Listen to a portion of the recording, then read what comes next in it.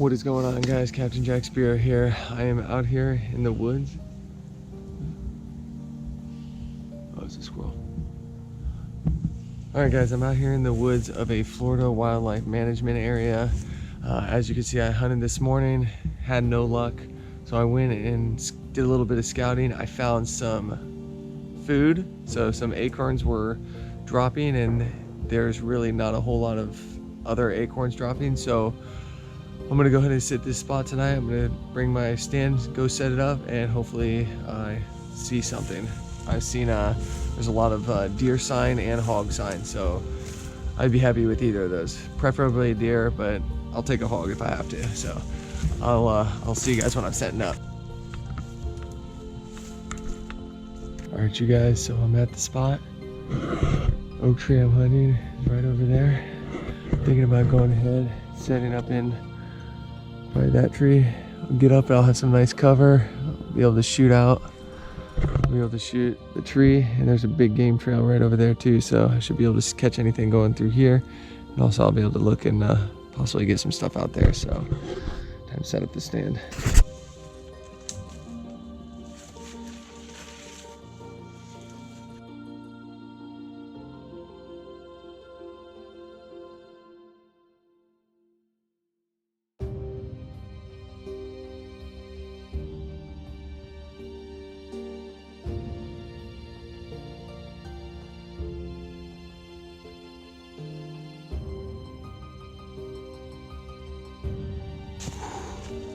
Alright, so it's finally set up. God, that takes forever to set up, and it's loud and it's banging all over the place. But I am ready to go. Gonna go home, maybe cook some brunch or something, and get ready to come out this afternoon and crush it. So I'll see you guys in the woods later on. So, see ya.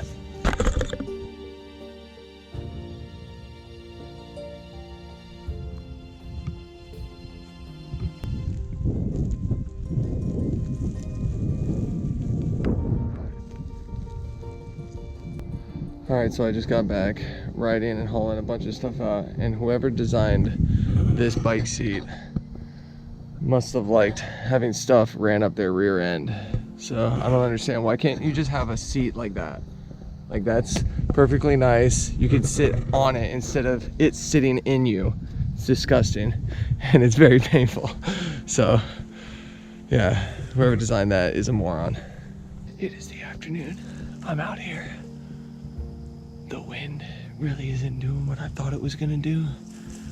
So I think I'm gonna have to make an audible. I'm gonna have to move my stand about maybe 50 feet more to the south, so my scent doesn't blow right to the oak tree that I'm hunting on. So I'm gonna have to do that. I'm gonna have to make that move. So sometimes you just gotta work with the elements. And to that tree over there, because there's the stuff, and the wind is kind of blowing like this. If it's there, it'll blow that way. If I'm at this tree, it'll blow right to where I want to hunt. So I don't want to do that. So I'm gonna have to pull the stand. I'm gonna have to move it to another tree, get up there, and hopefully I see something.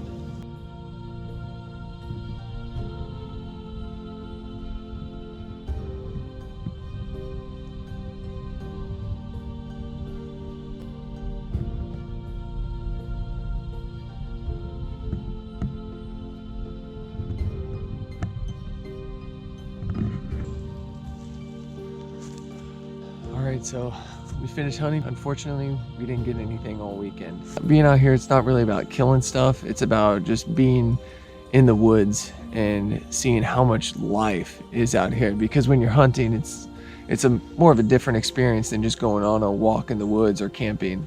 When you're up in the tree, being still, waiting for game to pass by, your senses are heightened. So you're listening for any amount of movement in the brush, you're looking for any movement, so you're really noticing things you wouldn't notice if you weren't paying close attention. So when you're in the woods, it's just, you know, there's so much life around that you don't really even realize until you sit there super quiet and just your eyes moving around and listening and watching for anything. So, and you don't realize how many birds are out there and how many insects you see flying around, or just everything. Little small game, you know, jumping across the trees, little squirrels, rabbits, armadillos, everything. So it's not really about killing, it's about kind of getting an experience that you don't really get doing anything else other than hunting. So unfortunately, we didn't get anything, but I am going to roll on a clip of whenever I shot a doe, and I'm gonna see you guys back at home when I cook it on the open fire tonight. So go ahead and roll on those clips right now, and I hope you guys enjoy.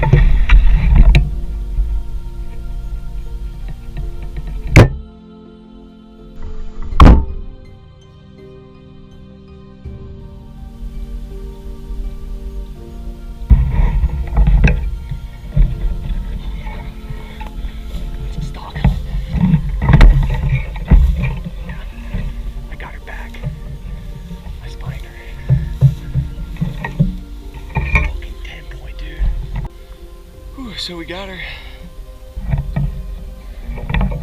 She was with a monster 8-point or 10-point, monster 10-point, and I already filled my buck tag. So I was out for a doe, and luckily she gave me a shot. Pretty stoked. More back straps. Woo. What is up, everybody? I'm back at my house. Got my little fire going. I got this little grill thing to go over the fire. I'm gonna cook the venison backstrap on an open flame. So while I get this ready, I wanted to tell you guys that I know it was a little sad watching me kill that doe, but if you've ever eaten any kind of meat, that same process, probably less humanely, has to be done. And you know, everybody's very sensitive to the subject of people killing animals, but realistically, you know, if you've ever eaten a burger, a steak, chicken, anything like that, where do you think it's come from? I think it's a really cool feeling getting a chance to hunt and eat your own kill, and it kind of gives you more of a respect for the animal and develop kind of a relationship and an appreciation of the food that you're getting. So, you know, it's kind of cool, but you know, it's also sad, but you know, it's all part of nature, you know, the circle of life, the way things go around. And you know, if you know, hunters and are, you know, the people who really get in touch with nature, and after hunting I've become a true conservationist, and you know, I really respect the limits and the laws that the FWC lays down. And you know, and I know the reason behind that is so we have sustainable food sources to hunt recreationally in the future. So I think that's super cool. And you know, I have a lot of respect for the FWC and the authority. Therefore, I always follow the law and stay within my limits whenever I'm hunting or fishing, and as should you. So let me go ahead and get on this fire. Gonna get some newspaper and light this sucker up.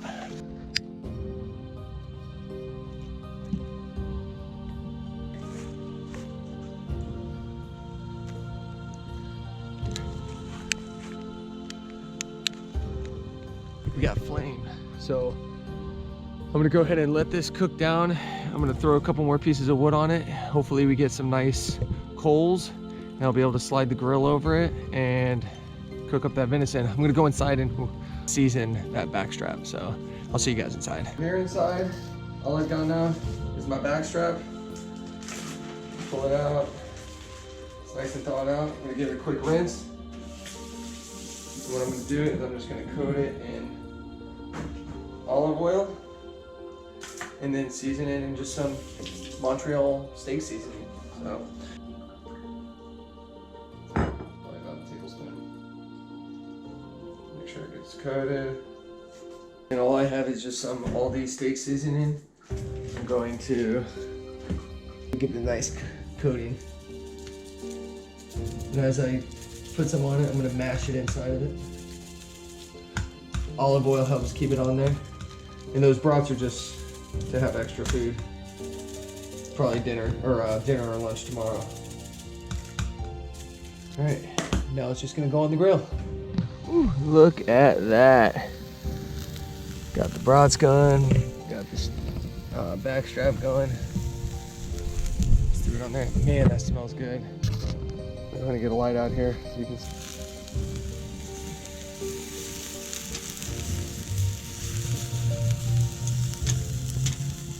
We'll check back in once this stuff is done.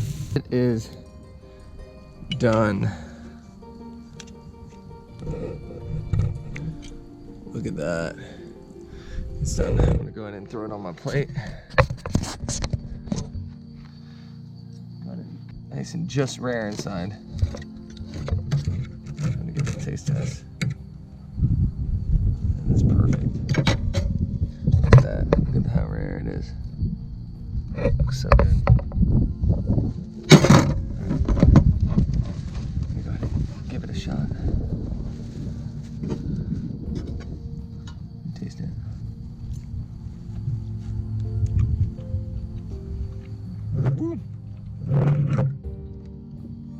That's good, man. Holy crap, it's good.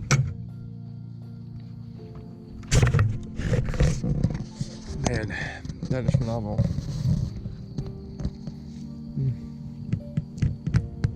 Ooh. Oh. All right, you guys. That's about it for me.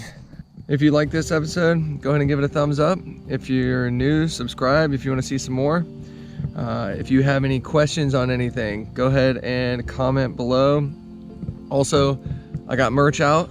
Go ahead, get shirts, get stickers at CaptainJackSpearo.com, and I will see you guys next time. Take care. Woo!